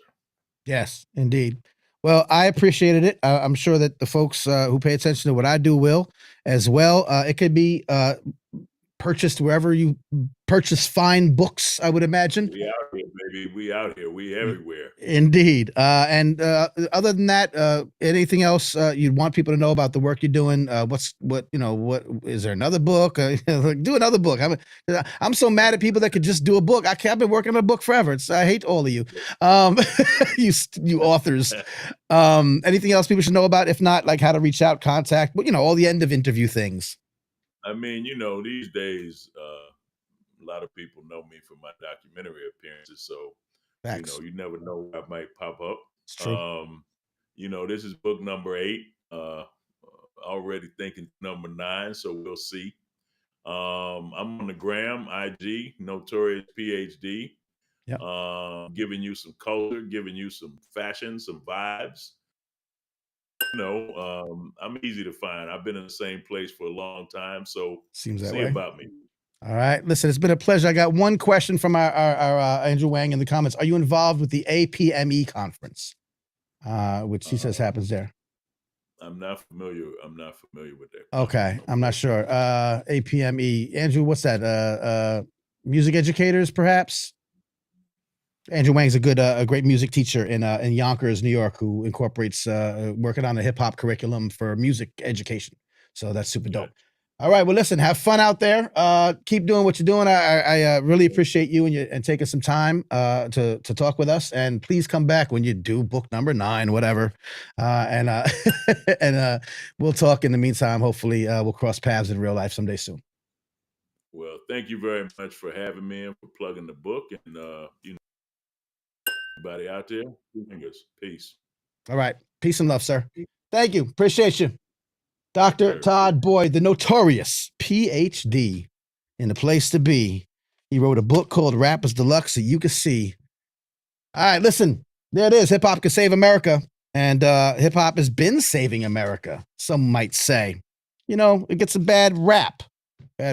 See what I did there? Bad reputation, as one of my talks is titled.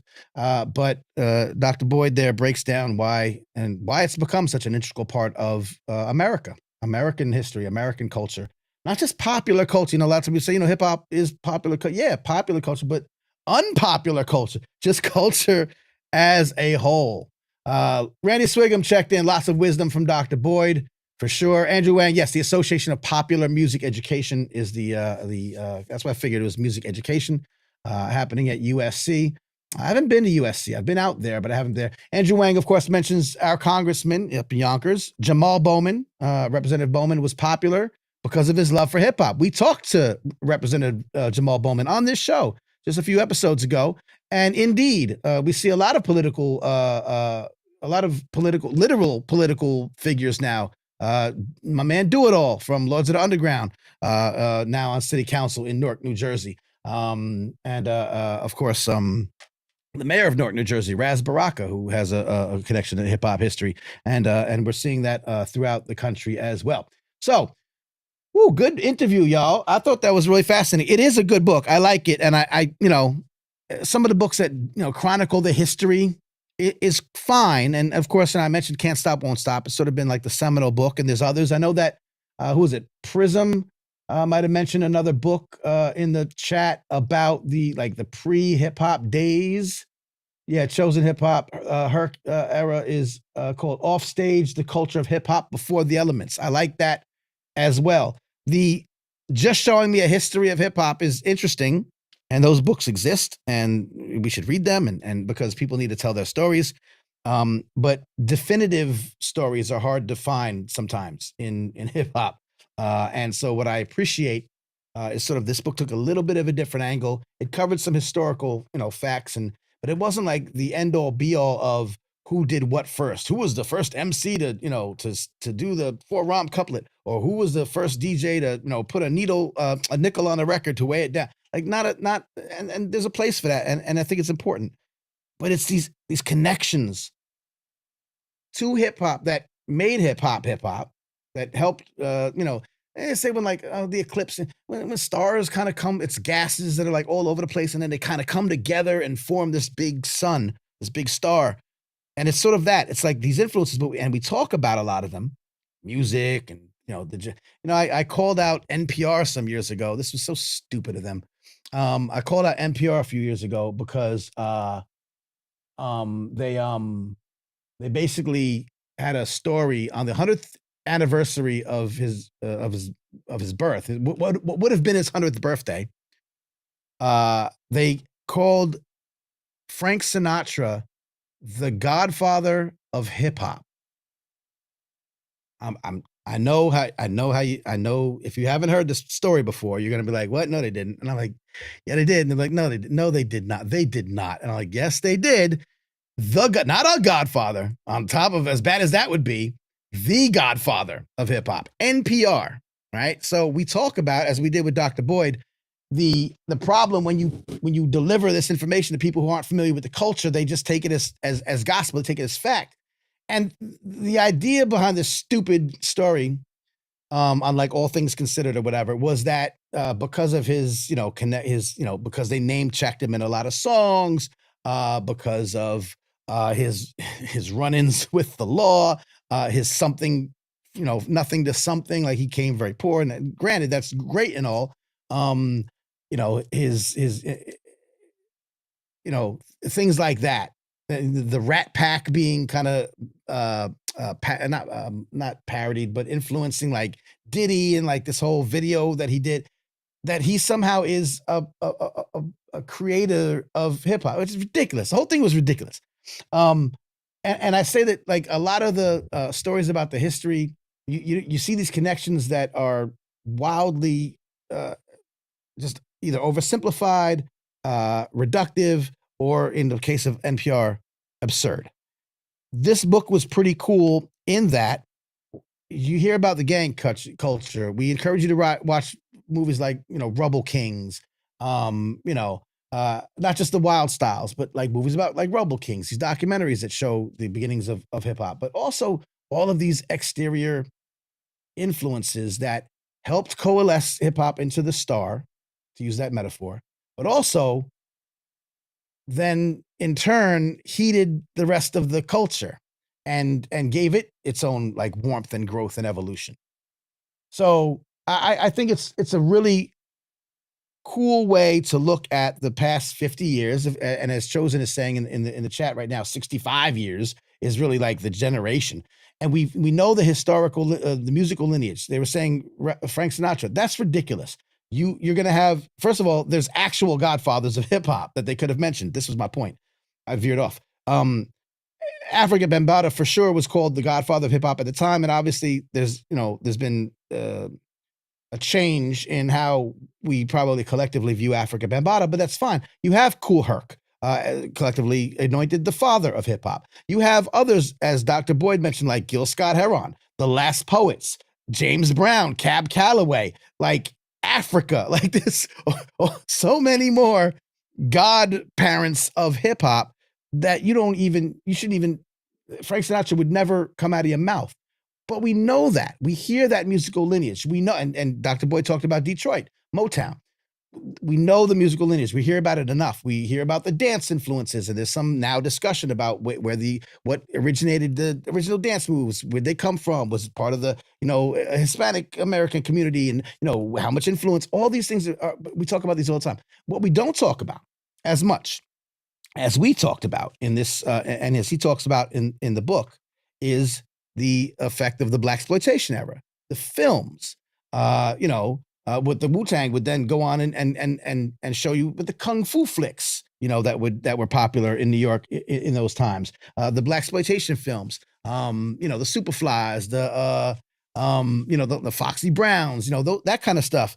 The Dolomite, like, what would later make those connections into sport, fashion, Jordan, Do the Right Thing, Mars Blackman, all these interesting configurations that happen in hip hop that I always find fascinating. And again, the social justice aspect of it, the ways that people once, this what gets me, y'all, he said it, Dr. Boyd said it, you can't keep looking for the same thing decade after decade from hip hop.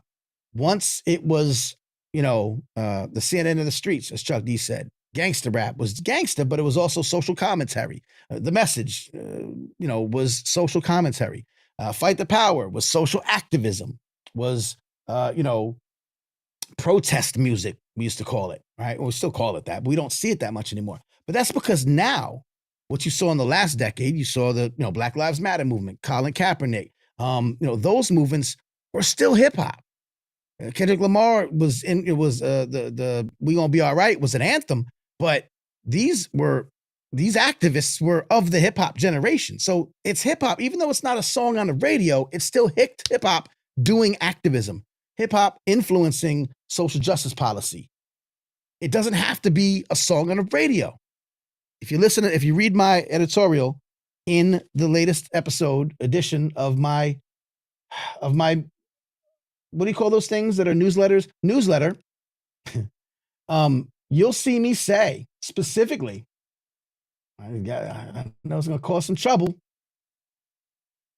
Hip hop doesn't need more balance in the mainstream. Okay. It'd be nice. I agree. It'd be great. It's not going to happen. So get over it. It's not going to happen because once the music industry figured out what was going on, I said this in the interview, and hip hop community started to look like hip hop constituency, they're not going to put that music out. They're just not. Now, homeboy Sandman, my man, has said in the past, Outkast, great, one of the top selling rappers, rap groups of all time. They weren't peddling all that negativity. I get it. But I think overall, every genre of music, and in fact, every genre of art since, capitalism, looks to put out the least common denominator type of art. That's why there's blockbuster movies that don't have really any great filmmaking, dopeness to them. I know film buffs, that don't like any modern movies. I don't care how much. I love Godzilla versus King Kong and Godzilla. I love them. I'm a Godzilla fan. I think they're great. I love the Avengers. I love the superhero movies. But a lot of people are like, that's not film. That's not what we need. But that's not what's going to get put out in the masses. It's not going to happen. The best books are going to be, 50 Shades of Grey. It's not exactly, literary masterpieces. They're going to put out the least common denominator of art, any genre. It's what sells the most. It's just going to happen. We had a moment, some of us older folk in hip hop. Put some comments in the chat if you mess with me. I'm ranting now, but listen to what I'm saying. We had a moment in hip hop where we saw that kind of stuff on the radio, in the mainstream, in basically the only place we could get that kind of information. And I give credit when I do talks and I talk to the tech industry, and I give so much credit to KRS-One, You Must Learn, in 1989, teaching me, and to be fair, like a lot of my Black friends, about Black inventors and scientists that we had never been taught about in school. We went to the same school.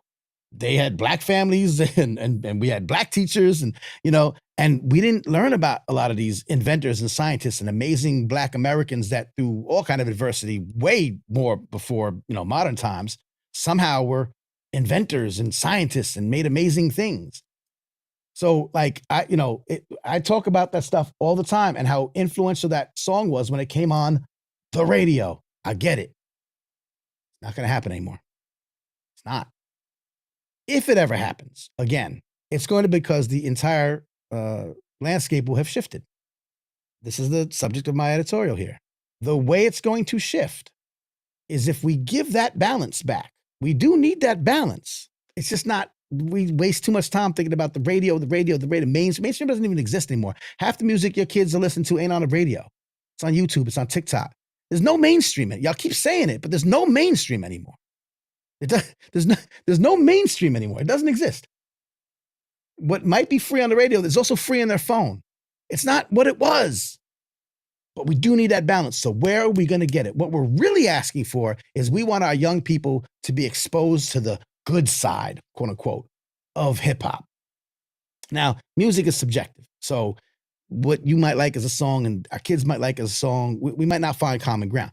But we want them to be inspired like we were when we heard KRS-One teach us all those things and you must learn. When we heard Poor Righteous Teachers break down some things. When we heard Fight the Power by Public Enemy. And we think that it's going to come from the radio or from music.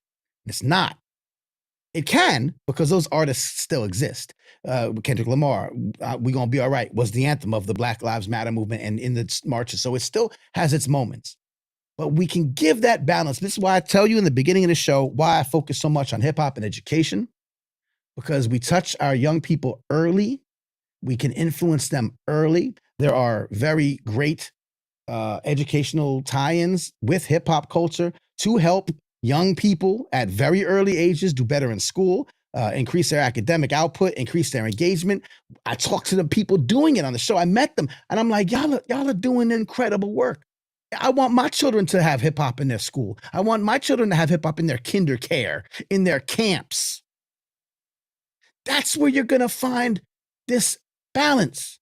Because before they even get to have a phone, before they even turn on a radio by themselves, before they ever get TikTok, they will have learned that hip hop is constructive, hip hop is beautiful. They'll have learned from videos of educators and teaching artists that are women, that are, brilliant, that look like them, that sound like them, that come from the same communities, that are also intergenerational, that are multi demographics. They'll have gotten the idea early that hip hop is this beautiful, inclusive, welcoming, brilliant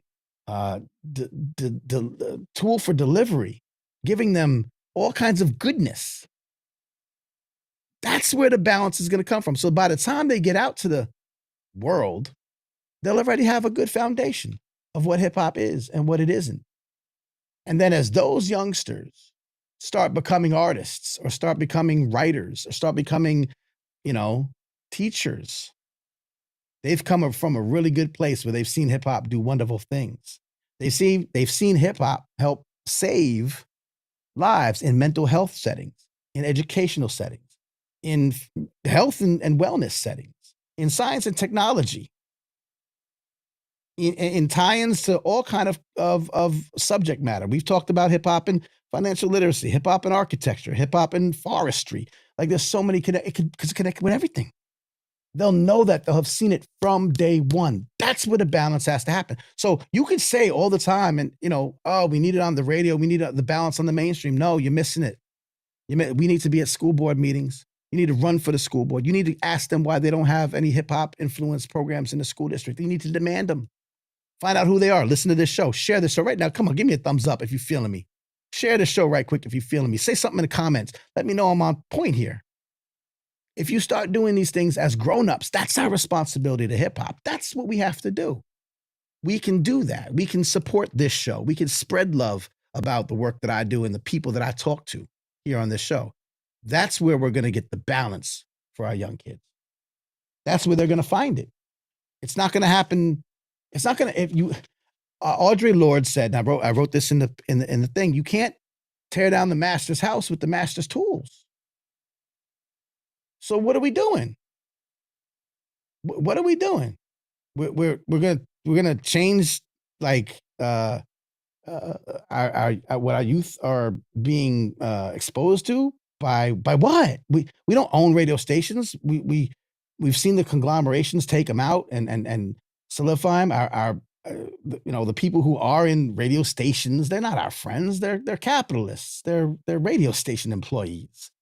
We're for corporations. They can't play what they want to play. I don't care if you're Funk Master Flex, who wouldn't do it anyway. Funk Master Flex posts the most drivel on his Instagram account, plays who knows what on his radio show. This isn't important. He's not an influencer in what our children could possibly get from hip hop that is anything else than just entertainment. And there's a place for it. I don't mind any of the music. I don't care. I don't care. I know people make a big deal of it. D1 has made a whole career out of it in the last year. Because it doesn't matter. It's not going to change.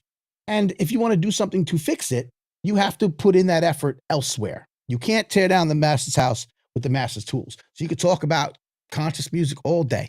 You could talk about like D1 does, and I get what D1's saying. I'm not mad at him at all. But it's reductive. It's simplistic. It's a yes and like yes and he can go after all the artists he wants and say, you should be doing better. You should be writing. You should be, know who your audience. You should be, the role model. It's never been the case, and it never will be until maybe we do what I'm suggesting, which is show the balance to our young people before they ever get out into the world. I'm not a churchgoer. I did go to church for a number of years. My ex-wife, her family went to a black church, Pentecostal church, Guy Brewer Boulevard, South Jamaica, Queens, New York. Greater Rescue Church of Jesus Christ. And I had a few years there. And I had a, spiritual, I don't say awakening. I had a spiritual conversation with myself. I didn't end up like staying true to it, but I learned a lot. Well, I learned a lot about my friends in church. And I'm not a deeply religious person. I certainly respect what people believe. But I learned through my family at the time and my friends that when you backslide, right, you're always everyone's going to backslide. You get your baptism. And this is grown folk baptism, like 8, 13, 14, 15, 16-year-old baptism. This Pentecostal church in Jamaica, Queens. So if you know the different, people get baptized at different times. You get baptized. And you're like, you brought up in the church. You went to church every Sunday. You went, Bible study. You went to, you were there early. Again, long church, black churches. You know how it goes, like hours, like praise and devotion, and then all the other things. You pay your tithes. Then you pay building fund. You know what it is. You go through all these things, but then you're going to backslide. You're almost certainly going to backslide and go into the world and do all the terrible things. I've learned that you'll probably be at least better off than folks who haven't had that foundation. You may not return to the Lord fully, but you're going to have something in you that's a good foundation, because at its foundation, all religions try to get you to be a good person, right? They try to get you to live righteously and do the right thing and treat your neighbor like you want to be treated, and all the good religious-y things. So you'll probably be you'll be a little better off, because in your heart, somewhere in your insides, you're a good person. You had a good foundation. Same thing with parents in the house. Your parents might get divorced, and then you're going to wild out for a few years. That's what I did. I was lucky. I had 2 parents until I was about 16. They split up, and I wilded out. That was it. I was off the rocker because it messed me up, and no one took care of me in the way I needed to be taken care of. And, that's what happens. But I had a good foundation. My parents were good people. They cared for me. I wasn't mistreated. And I found my way back to being a little bit more sensible over the years. All I'm saying is that if you go off of those, we know that you give a child a good foundation. You show a child something good and positive when they're young, and they're going to have that at their foundation. It's going to be their default when they hear hip hop, when they see hip hop. It's like having a good teacher. My best teacher was my 3rd grade teacher. Also became my 4th grade teacher. I was so lucky. She moved up with us. Mrs. McGlory. I loved her. She was great. She was my best teacher. 3rd grade. She was sweet. She was kind. She listened to us. She moved up with us, made us feel like we were special. 3rd grade. My favorite teacher, her daughter, Natasha, her husband, Preston, passed. Why do I know these things? Her husband, God bless his soul, passed away like during the school year. He was a truck driver, and there was a thing, and he passed away. We had to go to the funerals, like one of the first funerals I think I went to, or, certainly like not my family. Mrs. McGlory, loved her to death. She was great. So I could talk about her today. It's 940,000 years later, and tell you that it's because of that great foundation. So if you want to fix, quote unquote, hip hop, stop thinking you're going to use the master's tools. Stop wasting your time, your energy, your effort. What you can do is give this video a thumbs up. You can share it with your people. You can certainly help the cause. Patreon.com/MannyFaces. You see what I'm trying to do here, y'all? Help me out. We're looking for some bigger, better ways to keep the lights on and do this stuff. But I don't know, man. Not a lot of folks want to hear the talk we're talking. So it might be up to us, which means it's up to y'all. Patreon.com/MannyFaces. I got merch now, some new designs on the t-shirts and the hoodies. You can see that at hiphopcould-save-america.com. And now there's a button for merch. So hiphopcould-save-america.com. If you're watching on YouTube, give us a thumbs up. Share the video. I really appreciate y'all being here with me tonight. Thank you to everyone who's tuned in. Once again, shouts to Prism, Chosen, Prism, Chosen Hip Hop. We had on the show a couple weeks ago, and we will be putting up that standalone interview very shortly. We must share and promote each other and all the other aspects and elements of perspectives of hip hop culture. Exactly. I could just say, yo, give me money, patreon.com, Manny Faces. Don't worry about these other organizations. No, they're going to be on the show. I'm going to invite them on the show. They're trying to get money too. Everyone's trying to eat. But when I look around and I see, white organizations and, writers on Substack and, like philanthropic organizations supporting, a lot of stuff. I'm like, dang, man, we don't do that. We don't do that for ourselves very often. Sometimes, but not like this, not in this kind of thing. It's new. It's different. What I'm doing is different. And you support me. I give folks like Chosen Hip Hop, some attention that helps them. And next thing you know, we're doing great. Everyone's doing great because you're supporting. You're taking $5 a month, which is nothing, and you're putting it in a pot. So thanks to the people who do that. Once again, our good friends, Andrew Wang, of course, is always here on the check-in. Appreciate him very much. Silent Night. I'll be with Silent Night in New York this Sunday, I forgot what month it is, April 14th at Secret Pour in Brooklyn, 3 to 5. Check my social, Manny Faces Official on IG. Check my newsletter. You'll get information. There's information there waiting for you. Me and Silent Night rocking. It's a listening party for his new release, Restoration Volume 3. If you want, and again, you won't tell me there's no good rap anymore. It's going to tell me there's no more lyricism anymore. They don't rap like they used to. Today's music, blah, blah, blah, blah, blah. Silent Night made music today. Like, not today, but like in the last couple months. He just put out an album like the other day. It's today's hip hop.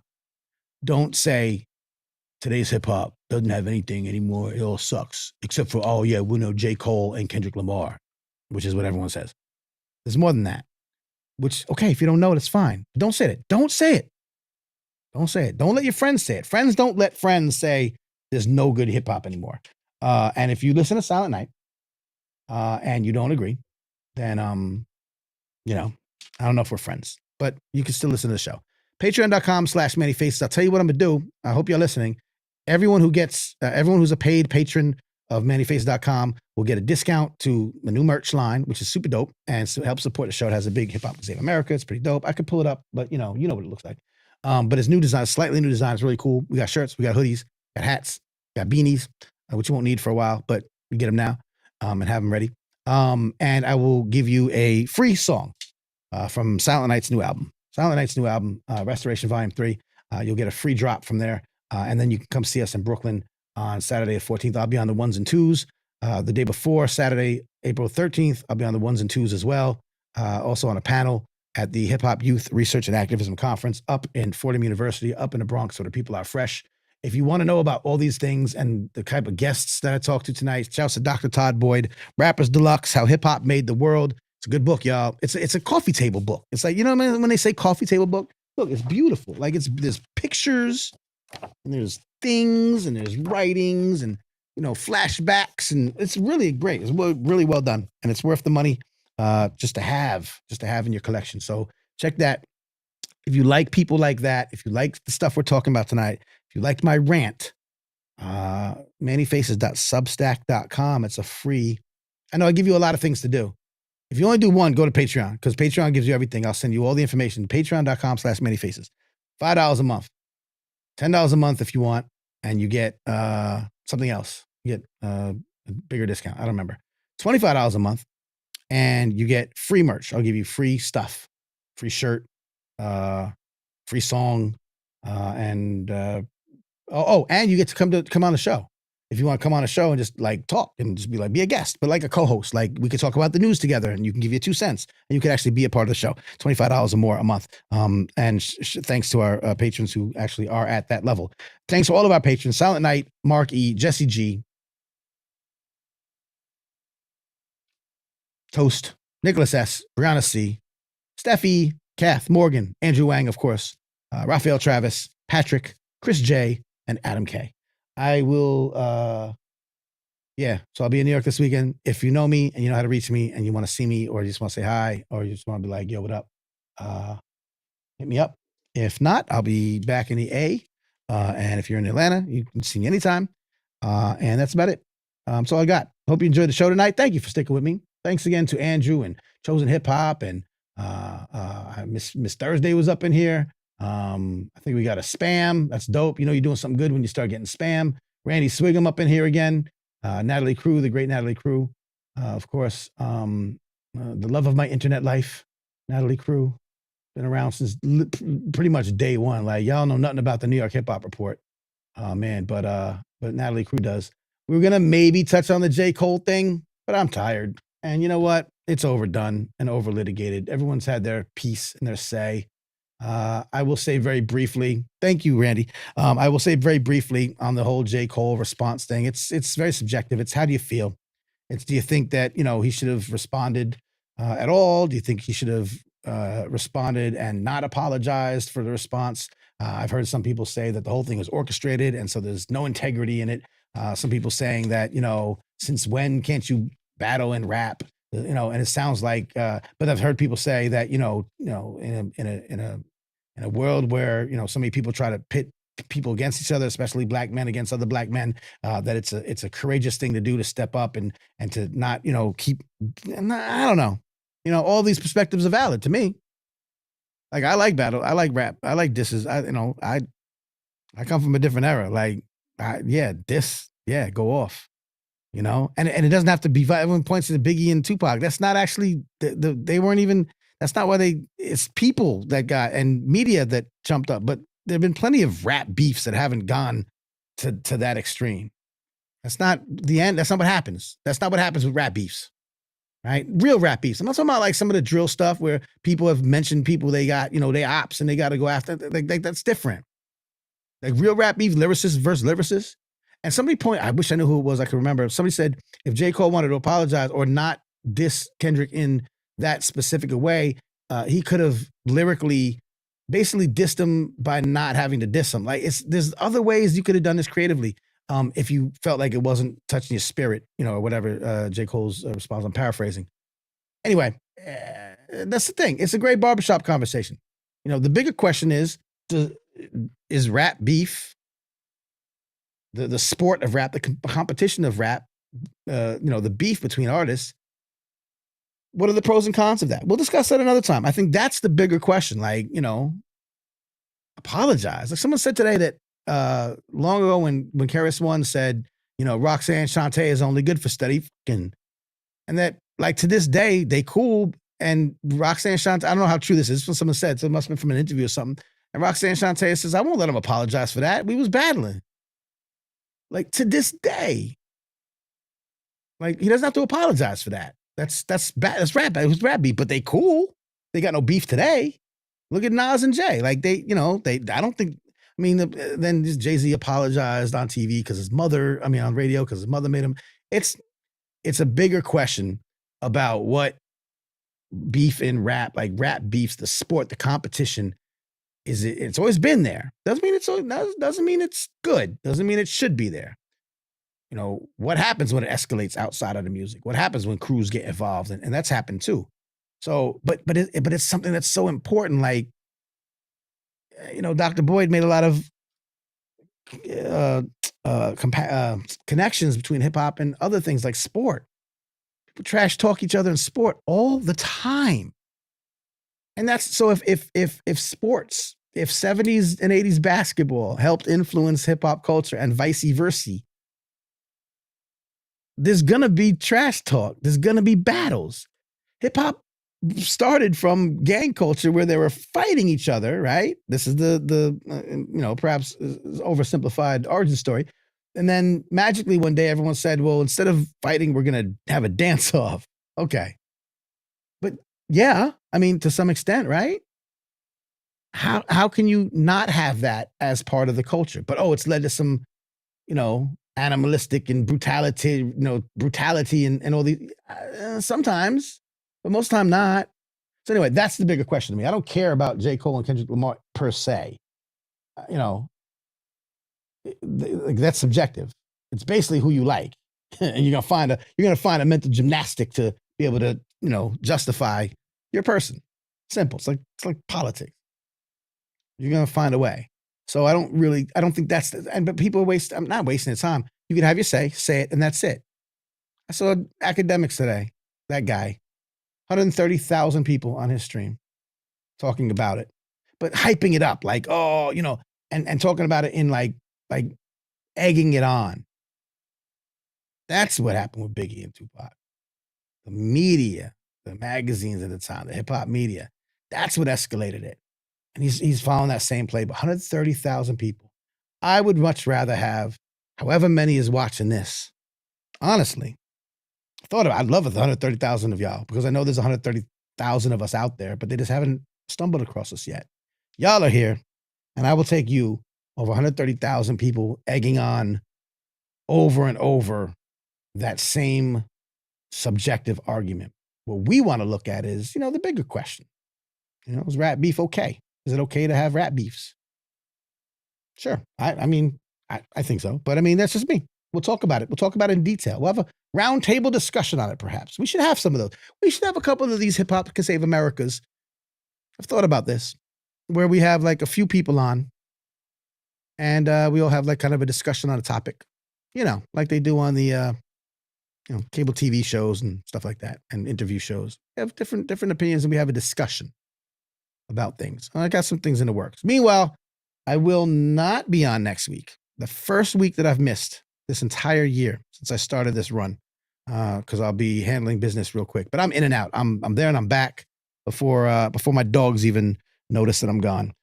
So I will probably just be churning out some of the standalone interviews from the last couple of episodes. You can find me on social media on Instagram, I suppose, is everyone's kind of favorite. So Manny Faces Official. Please make sure you're following. And once again, give this video a thumbs up if you haven't. Share it right quick now. It'll share and then it'll be done, but then they'll be able to watch the replay. So share it and let's go to bed if you're on the East Coast. If you're not on the East Coast, then stay up for a little while. What am I going to do? What am I going to do for the rest of the night? Oh, I got work to do. I make podcasts also, other people's podcasts. OPP. And so I got to do some of the work. I like that one. I'm going to do this because I did that. Many faces. You sick for this one. We out, my friends. Thank you. I love you. Peace, love, and unity and having fun. Elect in the building. Oh, man. Yeah, 100%. We got to, first of all, if any of y'all want to like do that and you have a great topic in mind, or maybe this topic, the rap beef topic, and you say, yo, man, that's a great idea. I'd like to be a part of that. Chances are, if you're listening, you're not some rando, you can reach out to me. And if you are a rando, I'll just say we're going to do that episode, then never do it. But if you're not, and you're like one of my peoples, then we could have that. See, I was supposed to do this. See, I had it already. My little "What's on Your Hip Hop Mind" segment. Can I play I'm going to play this. I messed up because I didn't think I was going to talk about it. I said I'm not going to talk about it, and then I talked about it because I would have done this. All right, look, it's going to be volume, so get ready.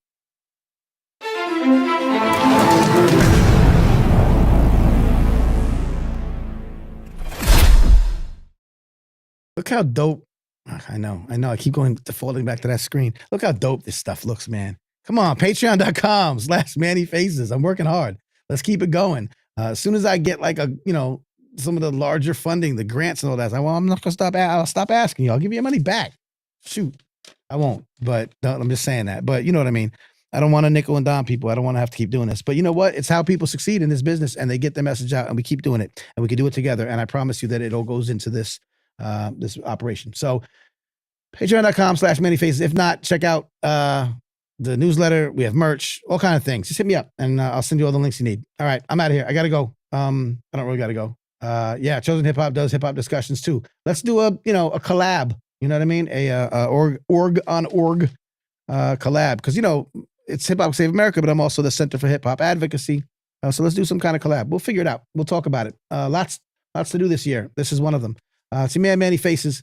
Peace and love. I'll catch y'all in 2 weeks. In 2 weeks, we'll be live, but you'll see me. You'll see me here and there in the meantime. Have a good night, y'all. Peace.